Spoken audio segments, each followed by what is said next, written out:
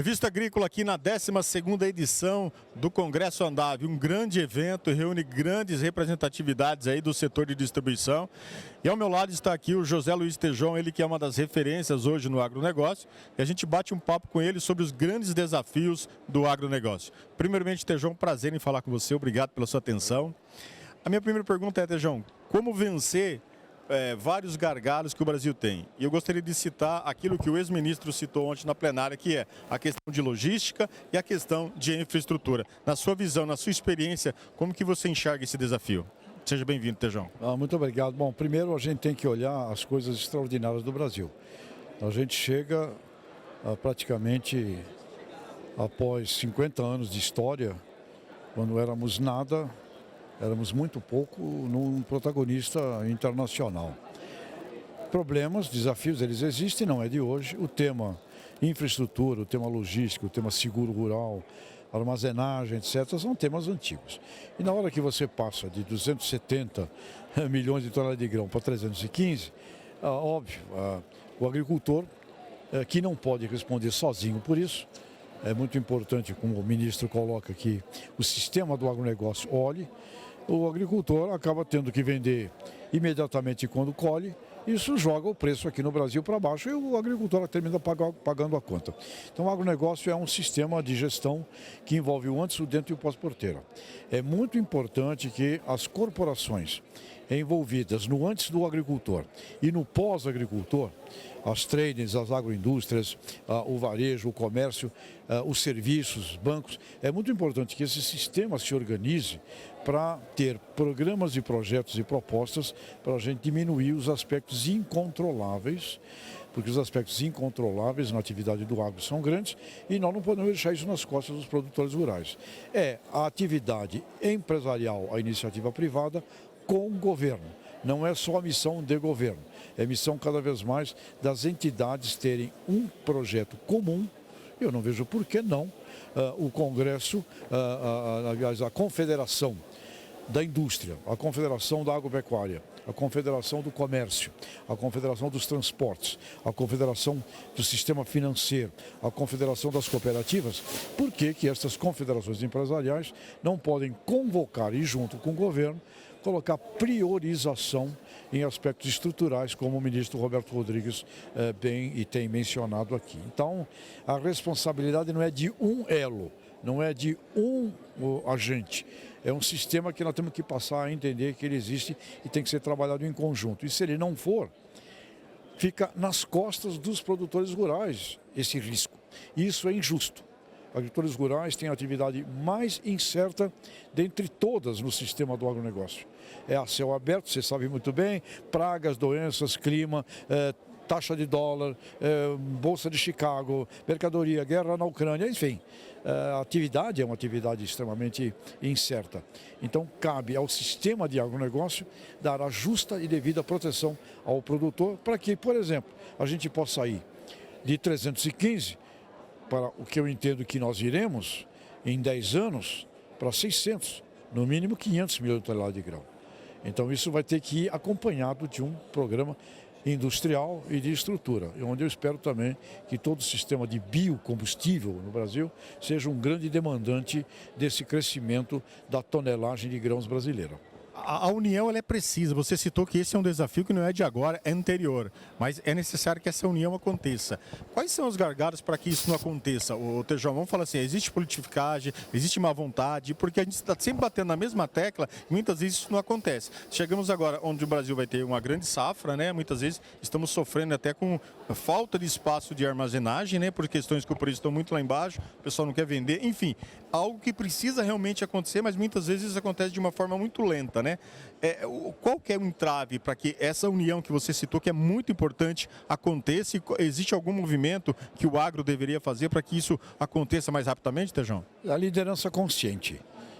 O que mais pode prejudicar uma organização ou uma orquestração, como é o caso do agro brasileiro, é você andar distraído. Você não colocar o foco naquilo que é fundamental e dispersar. Né? Tem um amigo meu, espanhol, ele falou, você sabe por que tourada existe? Eu falei, é uma cultura espanhola. Ele falou, não, tourada existe porque o touro é burro, como o touro burro. Porque se o touro atacasse o toureiro, não existiria tourada. O touro ataca os panos. Ou seja, se você ataca a distração, você não vai em cima daquilo que é efetivamente o cerne, a alma da questão. Então nós precisamos de uma consciência de liderança para pegar não mais do que 6, 7 pontos sagrados. Esses pontos sagrados têm que ser fundamentais e estarem presentes em todas as discussões e não dispersarmos em assuntos outros paralelos a esses 6, 7 pontos que tomam conta da nossa cabeça, nos distraem e enquanto a distração está rolando, você está tendo que produzir, que fazer e acontecer e vai fazer. Só que muitos podem pagar um preço indesejado por essa distração. Então, a quem compete isso? Aos líderes. Missão de líder é ter uma liderança consciente, conscientizadora e priorizando o que tem que ser feito e unidos. Deixa as nossas diferenças de lado e vamos pegar meia dúzia de coisas sagradas para fazer. O RenovaBio foi um ótimo exemplo de uma orquestração da iniciativa privada, das entidades e governo, por exemplo. Mas tem que estar olhando toda hora também, senão tenta escapar. Mas foi um exemplo interessante. Vamos falar outro assunto importante, aproveitar o seu conhecimento aqui nesse momento, né? A gente fala sobre comércio externo, né? O Brasil hoje é muito dependente da China na questão de produção. Qual é a estratégia? Isso fica só na mão dos governantes, né? E qual o trabalho também das lideranças do agro nesse processo para que o Brasil não fique tão dependente da China, ou seja, que toda essa produção aí possa ser para a Ásia, a gente tem aqui também a América Latina, possa ser pulverizado ou isso acaba travando muito nas questões políticas, Tejão? Bom, primeira coisa, como profissional de marketing que sou, é muito importante que você tenha uma distribuição mais segura dos seus clientes, tá certo? Evitar concentração em poucos. Agora, primeira coisa que eu faria é o que eu posso vender mais do que eu já tenho que eu não vendo para a China. Tá certo? Vamos olhar com carinho este mercado, esse cliente, tá certo? Cliente meu, cliente importante, cliente querido, né? Eu posso vender mais suco de laranja, posso vender mais café, posso vender mais flores, posso vender mais muitas coisas para vocês. Produtos agroindustrializados, portanto, gosto de vocês, tá certo? Legal. Fundamento, nunca diminua a importância de um cliente e nunca fale mal dele. Segundo aspecto, é a tua questão. Diversificação de clientes. Nós temos praticamente hoje 10, 12 commodities, com 3, 4 destinos, que representam aí 80% praticamente dos nossos negócios internacionais. Precisamos ter muito mais produtos e muito mais destinos, né? Além de continuar tomando conta dos nossos 3, 4 maiores. O mundo de lácteos, por exemplo, tem um universo para crescer. Hortifruticultura. Quando eu vejo banana brasileira, que banana delícia, maravilhosa, por exemplo. Quando eu vejo a agroindústria brasileira, não só a batata, mas o meu amigo lá do Batata Bem Brasil, uma agroindústria brasileira de fazer batata chips. Quanto nós temos de mercado para ir com a nossa batata? Sucos, compotas, doces. Por que não? Sucos de jabuticaba, compotas, jabuticaba é maravilhosa. Imagina você exportando para o mundo. Nós temos condição aqui de fazer negócios extraordinários em muitos nichos, em muitos segmentos, para vários destinos. A agroindústria brasileira, a BIA, Associação Brasileira da Indústria de Alimentos, ela diz, nós vendemos para 190 países. Nós temos neste olhar, que olhar aquela famosa curva de Pareto, né? 20% determina 80% do nosso negócio, 80% só 20%. Olhar a cauda longa daquela curva de Pareto, onde nós já estamos olhando, já estamos trabalhando. Quando eu converso com meus amigos do mercado halal, né, da comida muçulmana, eles me dizem, Brasil, vocês podiam vender muito mais coisas para o mercado halal, por exemplo. Né? Então, temos oportunidades incríveis. É necessário um planejamento. Do A do abacate ao Z do zebu, um planejamento estratégico, com metas e objetivos, onde vão aparecer os gargalos que a gente tem que resolver. Temos que ter uma logística inteligente para você poder vender banana na Europa.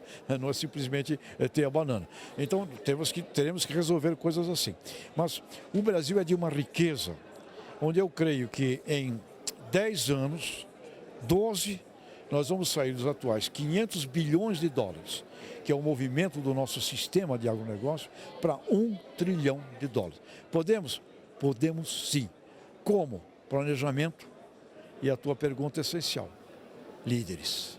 Líderes sentando na mesa, e não muitos não, uma liderança na mesa, 500 bi para 1 tri.